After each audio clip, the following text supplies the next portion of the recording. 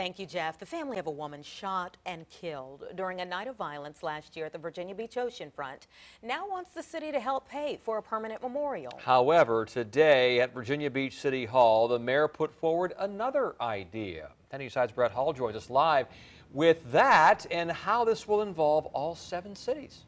Well, the mother of the late DeShayla Harris, Alicia Harris, says she wants the name of her daughter to live on in everyone's hearts. She says one of the ways she wants to do that is establish a precedent of support for families from the city. It's one of only a few homicides in 2021 Virginia Beach police have yet to solve. Who fired the shot that killed 28-year-old DeShayla Harris during a chaotic night at the Virginia Beach Oceanfront March 26th? Her mother, along with family and friends, tell Virginia Beach City Council having no justice is one of the hardest parts. This is the hardest thing I ever had to do in my life, is walk every day and get up every day and know my child is not coming home. She helped put together this memorial near where her daughter was shot and killed on 19th Street, but she would like something permanent. When I go here, it makes me smile. It takes away some of the pain. Councilwoman Sabrina Wooten recommended a plaque. However, Mayor Bobby Dyer says his idea would ensure Harris's name, which many people know of because of her appearance on Oxygen's Bad Girls Club, stays on the minds of those outside the oceanfront.